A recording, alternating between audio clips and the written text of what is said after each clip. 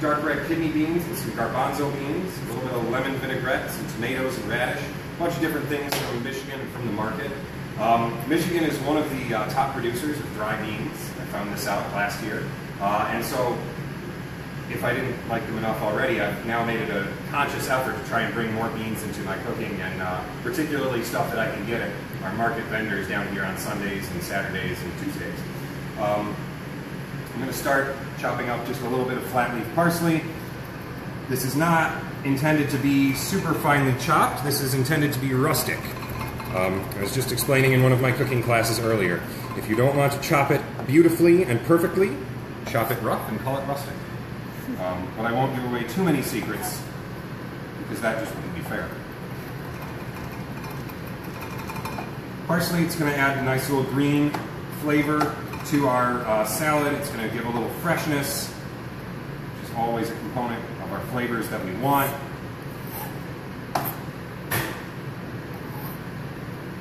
I'm just going to cut a couple of these beautiful cherry tomatoes right in half.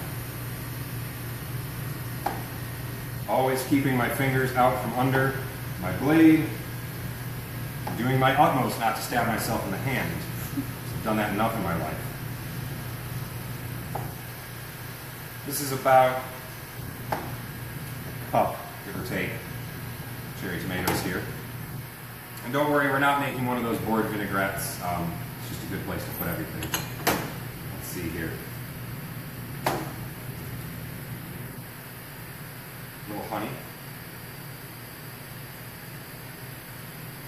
My cooking is very exacting. I measure everything, always.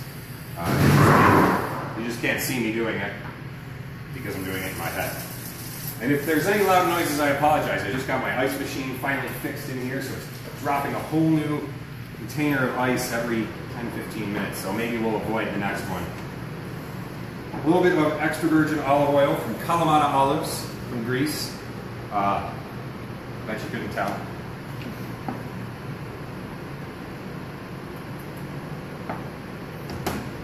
The only measurement that I'm really keeping in mind here with this vinaigrette is 3 to 1. 3 parts oil to 1 part acid. My acid in this case is going to be a bit of lemon juice and a bit of red wine vinegar. The reason I'm making this in a mason jar is not just because I was teaching pickling earlier and canning earlier, but because it allows me to visually figure out if I've got enough acid in there or not.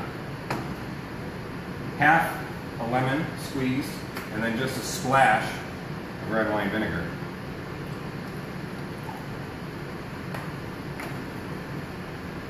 A healthy pinch of salt and pepper mix. This is just some sea salt with fresh ground black pepper in it.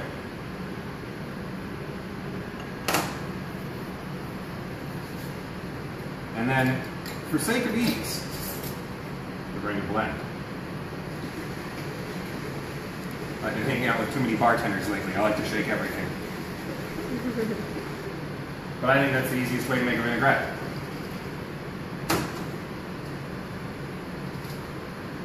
Dark red kidneys. And about an equal part then of garbanzo beans.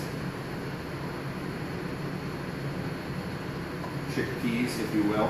And you can get these canned. You can cook them from dry if you like. I believe you can find chickpeas here, and some light kidney beans usually, and black beans and pinto beans and all kinds of good stuff here on the market. And we're going to go in with our tomatoes and our chopped parsley.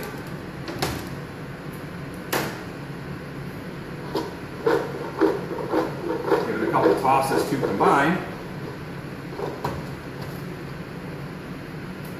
And that's a lot of soft flavors, a lot of sweet flavors. Needs a little bit of something sharp. So I'm going to do 2 components for that. A little bit of onion. And this is actually a Vidalia sweet onion, so it's got both the pungent strength of onion along with a background note of sweetness.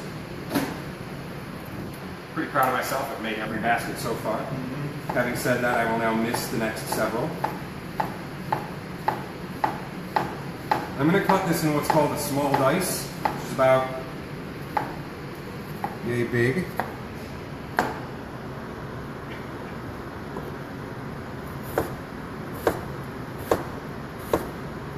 Because I just want tiny little morsels of onion. I don't want you to be overpowered by the onion. This is like what you would want on top of your coney dog. Much love to the coney dog, always. We are in Detroit after all. Now, if we were being fancy, you could put a little lemon zest in there for that fresh lemon flavor.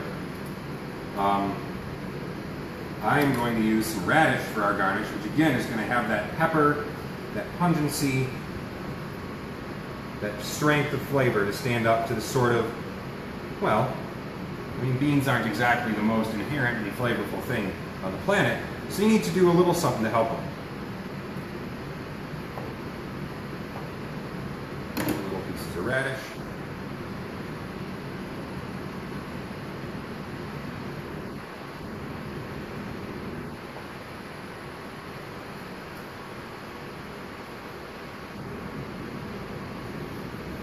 Alright, make it look pretty, right? Food is both about eating with our sense of taste, but also our sense of sight. So stuff's got to be pretty, otherwise nobody really wants to eat it. At least not in my experience. That looks good. So, always a little salt and pepper. And then I have a little seasoning mix that I made. It's got a little cayenne pepper, a little cumin, a little ground mustard, salt as well in it. Seasoning is very important, vitally important. Under-seasoned food is not delicious. And if food is not delicious, then nobody wants to eat it. And you end up with terrible experiences of food. People who never want to go back and eat broccoli again because the first time they ever had it as a kid, it was cooked so poorly that they just couldn't bring themselves to eat broccoli ever again. We want to avoid that. We want to work with this produce because it's all fresh and it's all delicious and it's all full of healthy things and vitamins, minerals, nutrients, all of that. Dressing salads is entirely up to you on how much you do.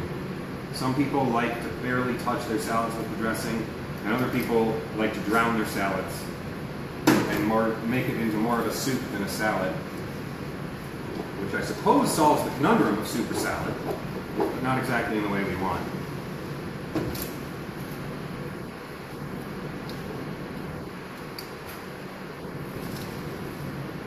Always taste. You never know if you've over or under seasoned until you get a little bit of everything, which is sometimes a challenge.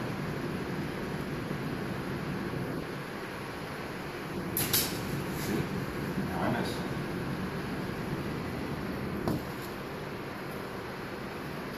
Needs a little more salt and just a touch more acid. I like fresh squeezed lemon juice as my finishing acidity, because everybody loves lemon.